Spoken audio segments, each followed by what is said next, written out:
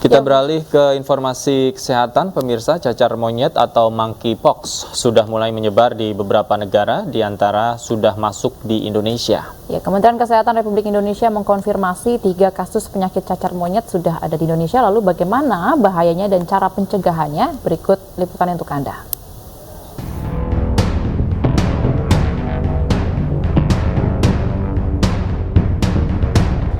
Cacar monyet atau monkeypox adalah penyakit menular dari hewan ke manusia, sehingga bisa menjangkit manusia dan hewan.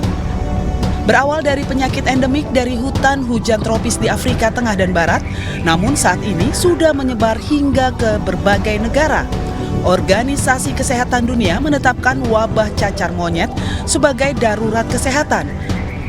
Diperlukan respon internasional untuk mencegah penyebaran wabah ini menjadi lebih luas dan lebih dari 16.000 kasus cacar monyet telah dilaporkan dari sekitar 70 negara sepanjang tahun 2022. Monkeypox sudah masuk ke Indonesia.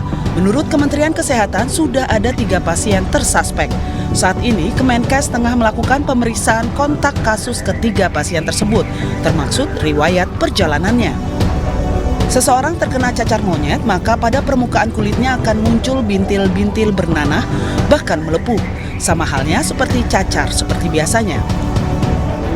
Gejala awalnya demam di atas 38 derajat Celcius, namun diiringi dengan pembekakan pada kelenjar getah bening di ketiak, dibarengi dengan sakit kepala serta lesi pada kulit atau permukaan kulit yang tidak normal, seperti ruam atau benjolan di kulit selayaknya cacar air. Penularannya pun melalui kontak langsung dengan luka yang terkontaminasi virus, droplet, dan cairan tubuh. Masa inkubasi cukup panjang, dari yang tertular sampai muncul gejala bisa maksimal hingga 21 hari, namun seringnya 6 hingga 10 hari.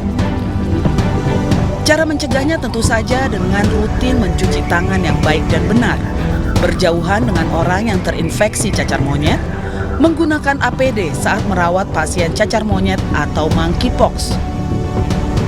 Selalu terapkan perilaku bersih dan sehat serta segera melakukan pemeriksaan ke vaskes terdekat jika ada gejala yang tidak biasa terjadi pada tubuh. Tim redaksi iNews melaporkan. Lalu apa sebenarnya penyebab penyakit cacar monyet dan bagaimana cara mengantisipasi agar kita tidak tertular dengan penyakit ini? Sudah bergabung bersama kami Dwi Oktavia, Kepala Bidang Pencegahan. Ya, baik pemirsa, kita sapa terlebih dahulu Ibu Dwi. Selamat pagi Ibu Dokter. Terima kasih sudah bergabung bersama kami. Ya, Bu Dwi, sebenarnya apa sih Bu penyakit cacar monyet ini? Apa yang membedakan cacar monyet dengan cacar air? Lebih membayakankah dari cacar air? Ya, baik, terima kasih. Jadi cacar monyet ini merupakan salah satu penyakit cacar yang disebabkan oleh virus ya. Berbeda dengan jenis virus yang dikenal sehari-hari dengan cacar air. Kalau cacar air kita biasa sebut dengan varicella, ini dari jenis virus yang berbeda. Dan sebenarnya ini penyakit yang mungkin sudah lama, sudah di zaman mungkin di era tahun-tahun puluhan tahun yang lalu juga sudah ada, tetapi saat ini kemudian berkembang di beberapa tahun terakhir menjadi sebuah virus yang mempunyai perangai baru yang berbeda dan mempunyai juga sifat penularan yang berbeda dengan virus cacar yang dulu, sehingga ini kita masuk dalam kelompok re-emerging disease istilahnya. Baik, Bu, kalau dilihat dari gejalanya, Bu, gejala yang paling signifikan yang bisa dirasakan oleh pasien yang terkena cacar monyet ini seperti apa? Ya, biasanya ada gejala prodromal istilahnya atau gejala umum yang bentuknya bisa beragam ya, tapi terutama demam, kemudian juga bisa timbul sakit kepala, nyeri tulang seperti kalau kita terinfeksi dengan penyakit virus ya pada umumnya. Kemudian baru muncul seperti lenting atau gelembung kecil, biasanya seperti gambaran kalau cacar air pada umumnya. Mirip seperti itu pada beberapa bagian tubuh, tapi bisa juga dalam satu lenting saja. Jadi yang membedakan dengan cacar air memang karena jumlah lenting berisi air ini yang jauh lebih sedikit ketimbang kalau kita bayangkan pasien cacar air yang sering kita jumpai. Dan kemudian lenting ini sifatnya sakit, nyeri, sampai nanti kemudian berangsur pada saat beberapa hari atau beberapa minggu berubah menjadi kropeng, dan itu sifatnya menjadi gatal sampai nanti kemudian terjadi pergantian atau penumbuhan kulit baru kemudian bisa dikatakan sembuh. Baik, untuk cacar monyet sendiri ini Bu Dwi, usia berapa yang lebih rentan terkena, Bu? Apakah anak-anak, usia dewasa atau lansia? Dan lalu penularannya bagaimana, Bu? Mungkin bisa dijelaskan. Secara teori semua umur bisa terkena cacar monyet ya.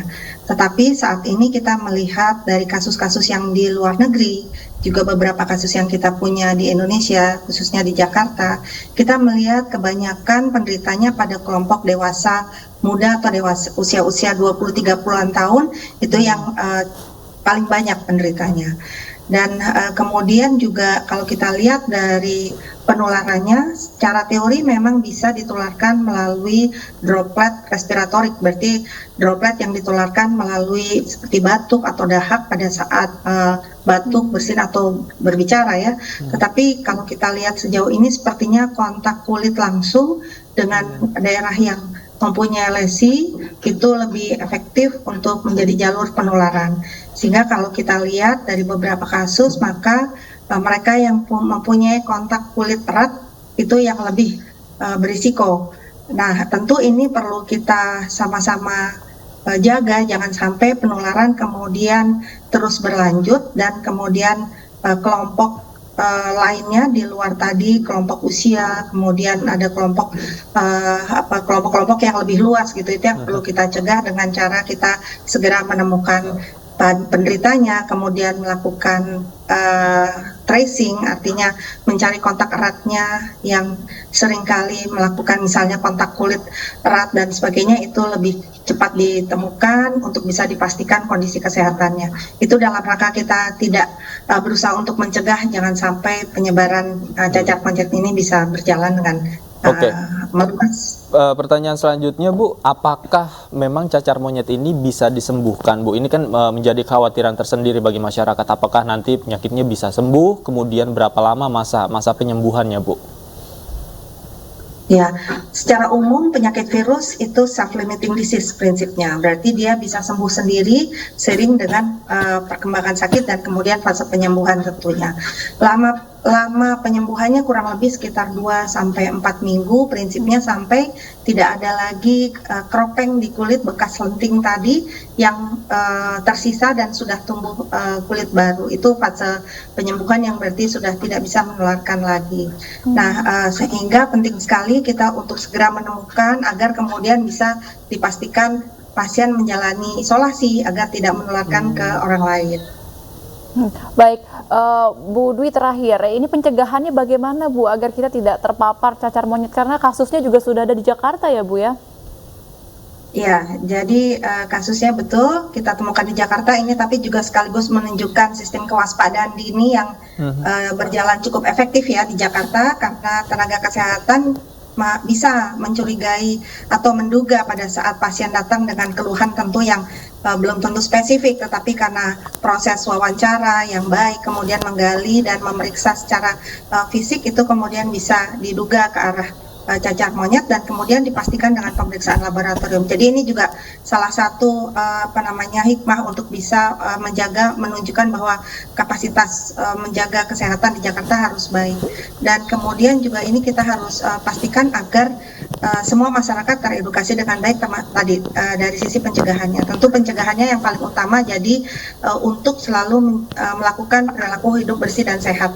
Ini mungkin terdengar klise ya, tapi ini benar-benar sebuah poin-poin yang sebenarnya perlu diterapkan, mulai dari kebiasaan mencuci tangan dengan air dan sabun, kemudian atau dengan sanitizer katakan, kemudian pada saat orang sakit batuk tentunya atau mempunyai keluhan infeksi saluran pernapasan, maka hendaknya memakai masker agar tidak menularkan, karena selain cacar monyet ya banyak sekali penyakit lain yang ditularkan melalui droplet ya, dan itu sesuatu yang harus kita jaga bersama, jangan menularkan ke orang lain.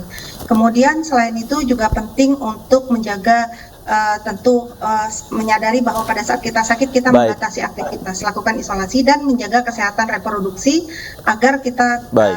bisa melakukan praktek reproduksi yang sehat dan tidak melakukan hubungan dengan banyak pasangan. Baik, terima kasih Ibu Dwi Oktavia selaku Kabid P2P Dinkes DKI Jakarta atas informasinya yang sangat bermanfaat. Dan selamat siang, selamat beraktivitas Ibu.